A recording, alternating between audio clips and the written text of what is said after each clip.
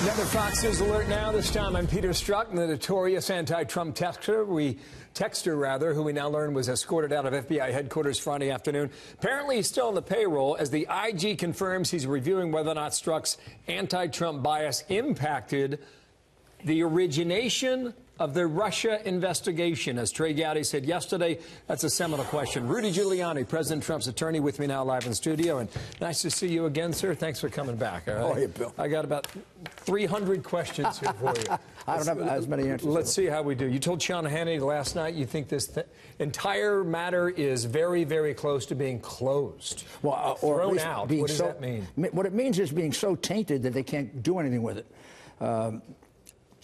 They may not close it themselves, but if in fact this is infected with a bias of major proportions from the beginning by Strzok, and it seems like it is, and he left behind some of his cohorts, we believe there may be two of the people with similar biases expressed in text that are presently working on the investigation. If that's the case, then how can you trust anything they're doing in this investigation? Well, that might be the case with regard to Strzok. But Mueller could then work through that evidence and figure out what carries a bias and what does not, could he not? Wow.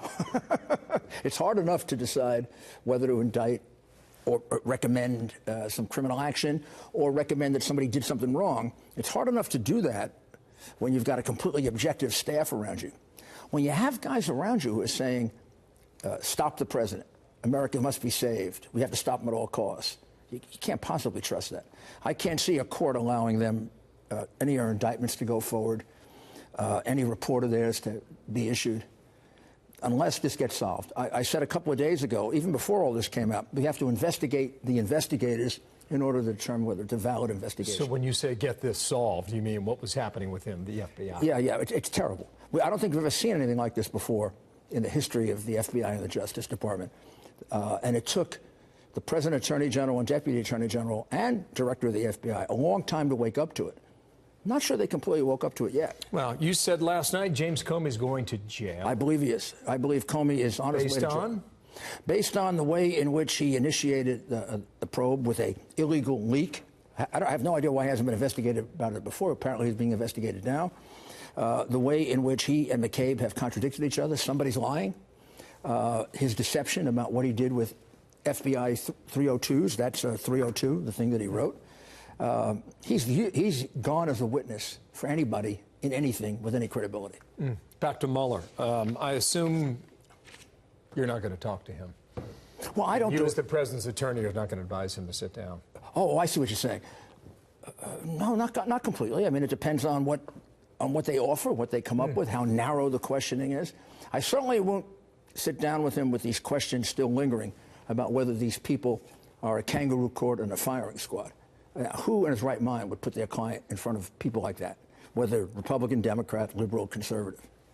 But so you haven't closed the door on talking to Mueller? Have not closed the door. Is that still, may I ask you a very pointed question? Are you still negotiating with him on this interview? Our staff is, their staff is. And where would you characterize the state of those negotiations as to where you are in advising your client? With a major stumbling block, this investigation, and the investigation of the investigators, how many people are infected by it, how much did it affect their determinations, a morning raid of Manafort's home, raid of a lawyer's office, Cohen, the kind of strange things that were done here with the leaks that went on.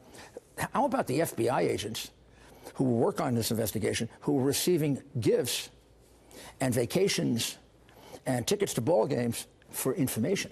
It wasn't just leaking, but they were getting money, in essence, things of value. You're right about things that. We put New York City cops in jail for. It shows you how deep the waters run here, and you're exactly right. We need to figure out, and a lot of this comes back to Mueller and Christopher Wray to straighthing things out. But you have 13,000 FBI agents who don't have a problem. You have 10 or 12 or maybe 15 who do. Same thing is true with police departments. But here's the question. Those 13,000 weren't working on this case. Right. You met with the IG 4 months ago, I think, and that was all about some signal you sent prior to the campaign. On this show. On this show.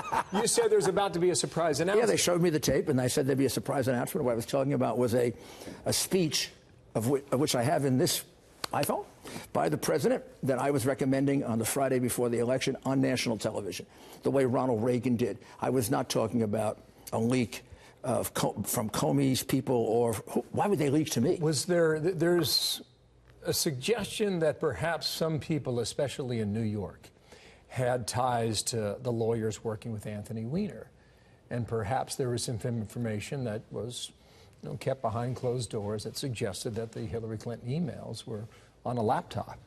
Would that apply to the surprise that you were talking about? I have no knowledge of that. And I didn't know that it was. I was as shocked as anyone that it involved, the pervert. I mean, come on, he is, right? On immigration. Imagine the people the Clintons are involved with. On immigration, what would you expect the president to do today? Peter King said you should go ahead and take the pressure off this right now. Maybe this is some sort of executive action. You worked with the INS during the Reagan years. Spoke to the president this morning, as I do almost every morning. I wouldn't talk about it. This isn't my area. I try to stay out of it. For the good of the country, I take that statement I saw that the president has a solution in mind to move this thing forward, since I think he's very disappointed that the Democrats want to make this a political football.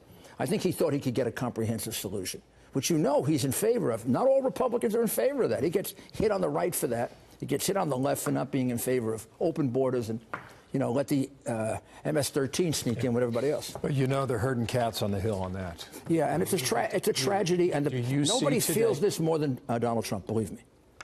Is that what he told you? I know that. I worked on the immigration issue with him all throughout the campaign. He's got a very big heart, doesn't want to see this happen, but he wants to see everybody treated fairly. And the Democrats are holding up the comprehensive solution they could have had with Bush way back. Let's see what happens today. God bless those kids. I hope everything works out. Thank you for coming by today. Good. Rudy Giuliani, thanks. Good. We'll talk soon.